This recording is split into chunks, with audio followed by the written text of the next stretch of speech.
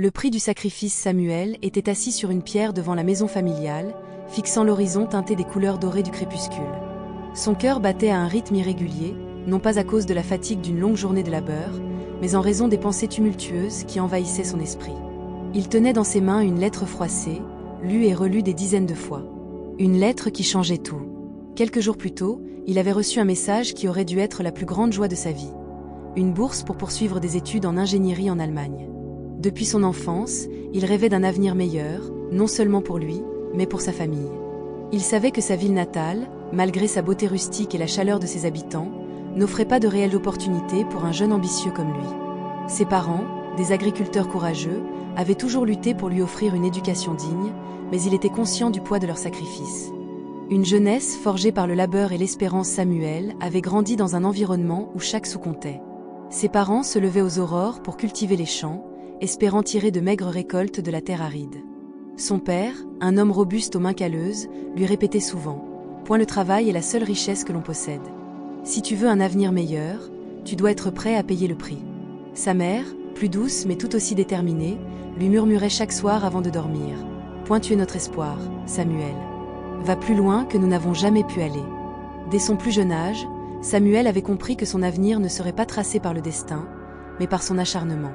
Il excellait à l'école, toujours premier de sa classe. Pendant que d'autres garçons de son âge rêvaient de jouer au football, lui passait ses nuits à étudier à la lueur d'une lampe à pétrole. Mais malgré son intelligence et sa détermination, il savait que sans moyens financiers, son avenir restait incertain. Les universités étaient chères, et même s'il réussissait à y entrer, comment allait-il survivre loin de chez lui? Jusqu'à cette fameuse lettre. Une opportunité inespérée. L'enveloppe blanche portait l'emblème d'une grande fondation éducative. À l'intérieur, quelques mots avaient suffi pour bouleverser son existence.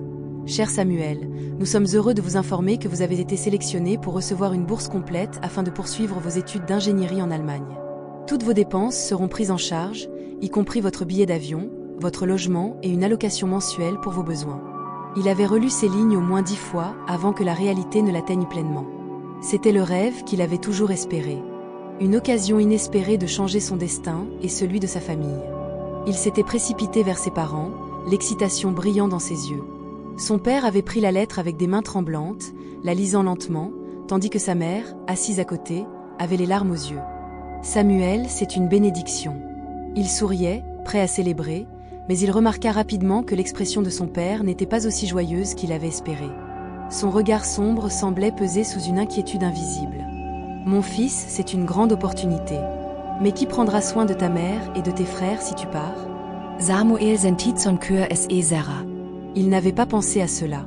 Sa mère souffrait depuis quelque temps de douleurs persistantes qu'il n'avait jamais pu traiter correctement faute d'argent. Son père vieillissait, et les récoltes devenaient de plus en plus maigres. Ses jeunes frères avaient encore besoin de soutien pour leurs études. Partir signifiait abandonner sa famille dans un moment où elle avait le plus besoin de lui. Le poids du choix les jours suivants furent un véritable tourment. D'un côté, la chance unique d'étudier dans un pays où l'éducation ouvrait toutes les portes. De l'autre, la responsabilité envers sa famille qui avait tant sacrifié pour lui. Il en parla à son meilleur ami, Jonas, un jeune homme aussi brillant que lui, mais moins chanceux, qui n'avait pas obtenu la bourse. « Point Samuel, si j'étais à ta place, je partirais sans hésiter. Tu réalises la chance que tu as ? Point et ma mère ? Et mon père ? Je ne peux pas les laisser comme ça. » Jonas posa une main sur son épaule. « Écoute-moi bien. Si tu restes ici, tu ne pourras pas les aider comme tu le voudrais. Mais si tu pars, tu auras les moyens de changer leur vie à jamais. » Le jour du départ arriva plus vite que Samuel ne l'aurait imaginé. Pendant des semaines, il avait hésité, pesant les pour et les contre, mais au fond de lui, il savait qu'il ne pouvait pas laisser passer cette opportunité. Partir pour l'Allemagne signifiait s'éloigner de sa famille, de ses repères, mais c'était aussi le seul moyen d'assurer un avenir meilleur à ceux qu'il aimait. La veille de son départ, il s'assit une dernière fois sur le porche de la maison familiale avec sa mère. Son père était déjà couché, épuisé par une longue journée de travail au champ. Le silence de la nuit était seulement troublé par le chant lointain des grillons. Sa mère, les yeux brillants d'émotion, le regardait fixement. « Mon fils, tu es prêt pour ce grand voyage ?» Samuel baissa les yeux. Il n'en était pas sûr. Comment être prêt à quitter tout ce qu'on a connu ? « Maman, et si je faisais une erreur ? Et si je vous abandonnais ?» Elle lui prit la main et la serra doucement. « Tu ne nous abandonnes pas, Samuel. Tu prends un chemin que nous avons toujours voulu pour toi. Nous avons prié pour ce moment. Mais si quelque chose arrive, si je ne peux pas être là quand vous aurez besoin de moi? Sa mère soupira avant de lui caresser le visage avec tendresse. Ce n'est pas la distance qui définit l'amour, mon fils. C'est ce que tu fais pour ceux que tu aimes. Et je sais que tu feras tout pour nous, même de loin. Samuel ferma les yeux, laissant couler une larme silencieuse. Le départ vers l'inconnu le matin du vol, toute la famille se rendit à l'aéroport. Ses jeunes frères, excités mais tristes de voir leur grand frère partir, s'accrochaient à lui. Son père, toujours digne et fort, lui donna une accolade brève, mais ferme. « Fais-nous honneur, mon fils. » Lorsque Samuel franchit les portes de l'embarquement, il sentit son cœur se briser. Était-il vraiment prêt pour ce nouveau chapitre de sa vie? Le vol fut long, mais il n'eut pas le temps de ressentir l'excitation. Son esprit était trop préoccupé par l'incertitude de ce qui l'attendait. Le choc culturel et la solitude de l'arrivée en Allemagne fut un véritable choc. Tout était différent. La langue, les bâtiments, l'air même semblait plus froid. L'université avait organisé une prise en charge pour les étudiants boursiers, et Samuel fut installé dans une petite chambre d'étudiant sobre mais confortable. Mais très vite, il comprit que son plus grand défi ne serait pas académique, mais émotionnel. Il ne connaissait personne, et la barrière de la langue était immense. Même s'il avait appris l'allemand de manière basique avant son arrivée, il se rendit vite compte que comprendre des phrases en classe était bien différent de tenir une conversation fluide avec des Allemands natifs. Les premiers jours, il passait des heures seul, essayant de s'adapter. Il assistait aux cours en prenant frénétiquement des notes, mais il se sentait toujours à la traîne, toujours en retard par rapport aux autres étudiants qui semblaient tout comprendre avec aisance. Il passait ses soirées à appeler sa famille, trouvant du réconfort dans la voix de sa mère et les rires de ses frères. « Samuel, ici tout va bien. Concentre-toi sur tes études. » Mais il savait que ce n'était pas totalement vrai. Son père lui avait discrètement confié que l'état de santé de sa mère s'aggravait. « Ne t'inquiète pas, elle est forte. » Mais comment ne pas s'inquiéter? Les sacrifices comment Samuel savait qu'il devait faire plus que simplement étudier. Même s'il bénéficiait d'une bourse, il voulait envoyer de l'argent à sa famille pour aider avec les frais médicaux de sa mère. Il trouva rapidement un petit boulot de nettoyage dans un bureau, travaillant de nuit après ses cours. Ses journées étaient interminables. Cours le matin, études l'après-midi, travail le soir. Il dormait à peine, mais il n'avait pas le choix. Ses camarades de classe ne comprenaient pas pourquoi il était toujours fatigué, pourquoi il ne sortait jamais avec eux. « Tu devrais te détendre un peu, Samuel », lui disait Lisa, une étudiante allemande qui semblait s'intéresser à lui. Il souriait poliment, mais il ne pouvait pas se permettre le luxe de la détente. Il avait une mission. Les mois passèrent et il envoya son premier virement à son père. Ce jour-là, il ressentit une immense fierté. C'était peu, mais c'était un début. Mais quelques semaines plus tard, un appel brisa tout. « Samuel, c'est ta mère, elle est à l'hôpital. » Son monde s'effondra. Samuel sentit son souffle se couper en entendant la voix tremblante de son père à l'autre bout du fil. Il resserra instinctivement son téléphone contre son oreille, comme si cela pouvait lui permettre de mieux comprendre, d'être plus proche, de réaliser pleinement ce qui venait d'être dit. « El Hospital » balbutia-t-il, la gorge sèche. « Oui », Samuel répondit son père d'un ton faible, épuisé. « L'état de ta mère s'est aggravé. Nous avons dû l'emmener en urgence.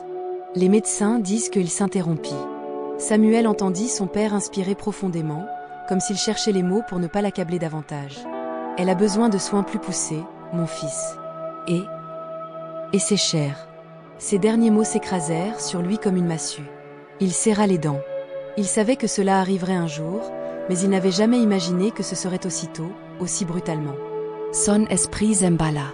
Son premier réflexe fut de regarder les billets d'avion en urgence. Il voulait rentrer. Il devait rentrer. Mais son regard se posa sur son bureau, où s'empilaient des livres d'ingénierie, des notes, des documents importants. Il avait un avenir à construire. Il avait fait tant de sacrifices pour en arriver là. Que faire? Un choix impossible, les jours suivants furent un tourment. Sa concentration en cours était brisée. Chaque fois que son téléphone vibrait, il sursautait, craignant d'apprendre le pire.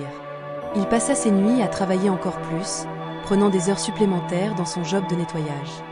Chaque centime gagné était envoyé à son père. Mais c'était loin d'être suffisant. Son ami Jonas, qui était resté au pays, l'appela un soir. « Samuel, écoute-moi bien.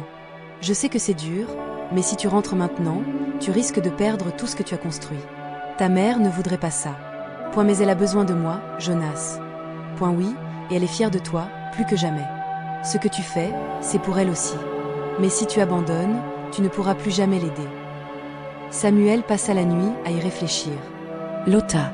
Encore. Tenir bon, malgré tout. Il prit la décision la plus douloureuse de sa vie, il ne rentrerait pas. Il resterait en Allemagne et continuerait à travailler pour subvenir aux besoins de sa famille. La distance qui tumait la distance devint un enfer. Les appels avec sa mère se firent plus rares.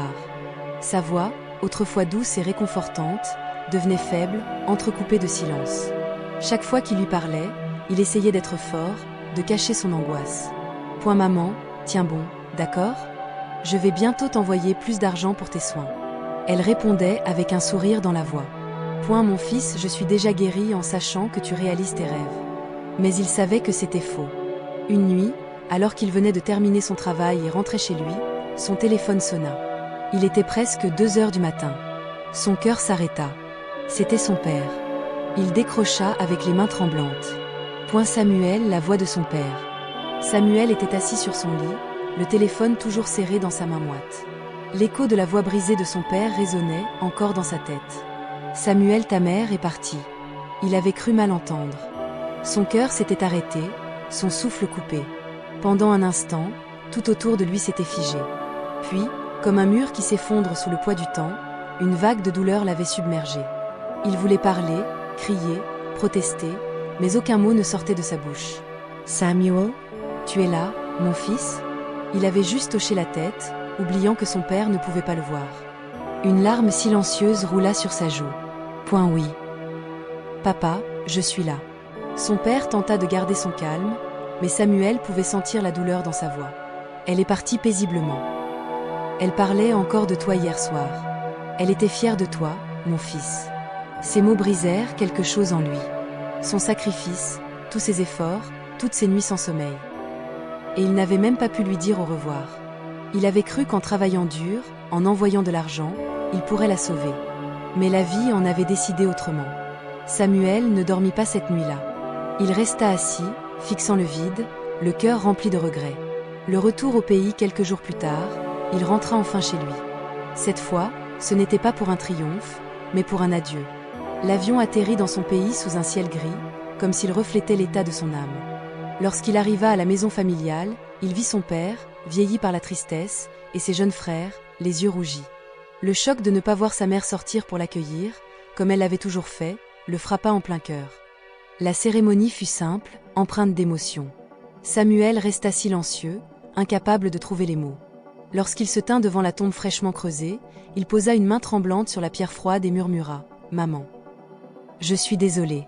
Je voulais te sauver. J'aurais dû être là. » Son père posa une main sur son épaule. « Elle savait, Samuel. Elle savait que tu faisais tout pour nous. Elle est partie en paix, fière de toi. Mais comment accepter cela ? Comment vivre avec l'idée qu'il n'avait pas été là à son dernier souffle ? Transformer la douleur en force de retour en Allemagne, Samuel plongea dans le travail et les études avec une intensité nouvelle. Chaque projet, chaque examen, chaque heure supplémentaire de travail était une manière d'honorer sa mère. Les années passèrent. Il décrocha son diplôme avec brio et trouva un bon emploi. Dès ses premiers salaires, il fit venir son père et ses frères en Allemagne, leur offrant une vie meilleure. Un jour, en rangeant ses affaires, il tomba sur une vieille photo de sa mère, un sourire doux éclairant son visage. Il la regarda longuement avant de murmurer « Ton sacrifice n'a pas été vain, maman. Grâce à toi, je n'ai jamais abandonné. » Et à cet instant, il comprit. La douleur ne disparaît jamais complètement, mais elle peut être transformée en une force immense, celle qui nous pousse à avancer, à honorer ceux qui ont cru en nous. J'espère que vous avez aimé l'histoire. Abonnez-vous pour ne rien manquer.